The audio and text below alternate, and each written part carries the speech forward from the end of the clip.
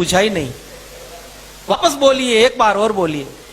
क्या हिंदू और मुस्लिम में भाईचारा संभव है? मीरा जी, हमें तो घोट घोट कर ये पढ़ाया जाता है हिंदू मुस्लिम भाई भाई, हिंदू मुस्लिम भाई भाई। स्कूलों में पढ़ाया जाता है क्या? हिंदू मुस्लिम भाई भाई। लेकिन किसी मदरसे में ये नहीं पढ़ाया जाता। अच्छा, आपने ये जो नारा है हिंदू मुस्लिम भाई भाई, ये हिंदुओं के मुंह से ही सुना होगा, किसी मुसलमान के मुख से आज तक सुना नहीं। क्यों नहीं सुना? अब उसका मैं कारण बताऊंगा। क्योंकि ऐसा बोलना उसके लिए हराम है, वो बोल ही नहीं सकता, कानून विरुद्ध है उसके लिए। कभी आपने ये सुना ईसाई मुस्लिम भाई भाई, यहूदी मुस्लिम भाई भाई, चीनी मुस्लिम भाई भाई, जापानी मुस्लिम भाई भाई? नहीं सुना ना। हिंदुओं को सबसे बर्बाद और तबाह करने वाला कोई वाक्य है तो वो है हिंदू मुस्लिम भाई भाई। मैं मात्र 4 आयतें बोलूंगा, आप खुद समझ जाना, आप खुद समझ लो कि क्या कभी भाईचारा कभी हो सकता है, कभी संभव है।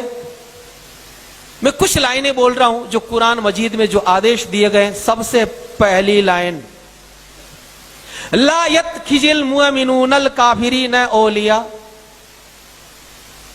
ये चीज मैं बोलूं कि ना बोलूं? मैं इसलिए बोलूं कि ताकि उन नमूनों को भी पता चले कि मुझे भी आता है ये सब बोलना। वो भी तो सुन रहे होंगे ना कहीं बैठे बैठे। नहीं तो कोई ये कह सकता है कि ये आदमी काल्पनिक बोल रहा है। इसलिए मैं ये बिल्कुल बोल करके बता रहा हूं। हिंदी अर्थ, हे मोमिनो, यानी हे मुसलमानों, मोमिन के सिवा कभी किसी को दोस्त ना बनाना। समझ गए भाईचारा? अगर कोई मुसलमान है तो ही उसको दोस्त बनाना।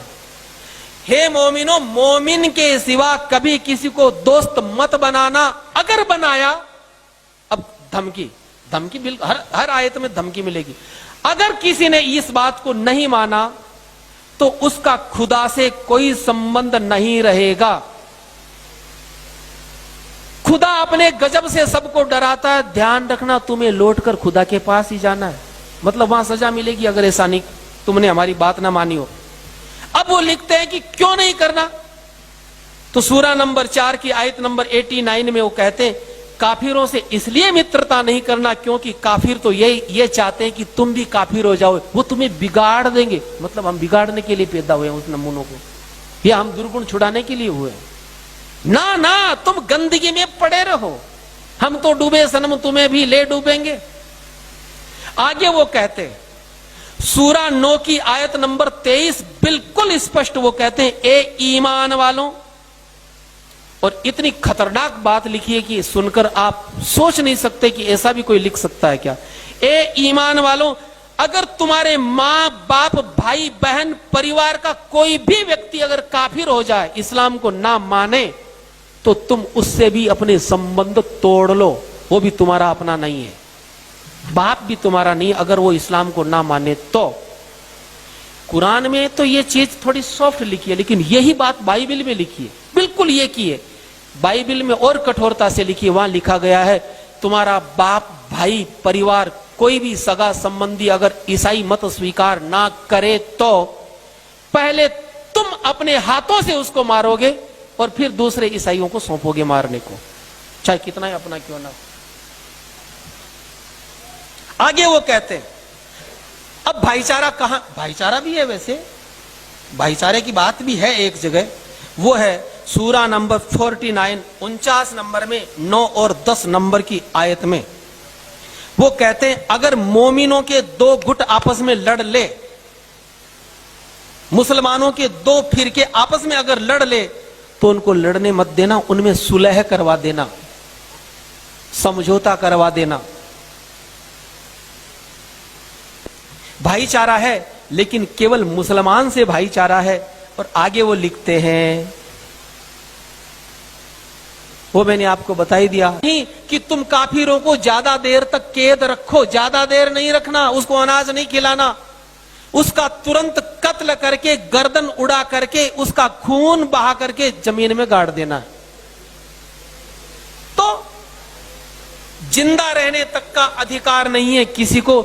जो लोग इस्लाम में भाईचारा ढूंढते हैं, जिस प्रकार भैंस के गोबर में सुगंध कभी आ नहीं सकती, जैसे कभी पश्चिम में सूरज नहीं निकल सकता, जैसे नदियां के दोनों धाराएं कभी मिल नहीं सकती, हिंदू इस मुसलमान का भाईचारा क्या, मुसलमान से दुनिया में किसी का भाईचारा नहीं हो सकता। कहीं भाईचारे से रहे ये किसी, कहीं पर भी किसी के साथ भी रहे, गैर मुस्लिम से नहीं रहे ना। अगर आपको भाईचारे का ज्यादा शौक है, आप उनसे भाईचारे की बात करो, आप उनको भाई मानेंगे, वो आपको चारे की तरह चरते रहेंगे।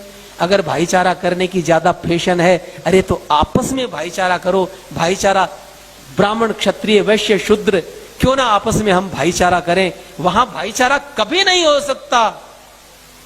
सावधानी ही सुरक्षा है। ये जाति जहां गई, पर्सिया में मात्र 4000 मुसलमानों को उन्होंने शरण दे दी थी और पूरा पर्सिया खत्म कर दिया गया। पारसियों को निकाला, बेचारे यहां जान बचा के भाग के आए। ये लोग जहां गए वहां की कौम को इन्होंने नष्ट किया। तो हिंदुस्तान को ही खत्म क्यों नहीं कर पाए? क्योंकि यहां संख्या ज्यादा थी, बड़ा देश था, लगे हुए अभी तक है।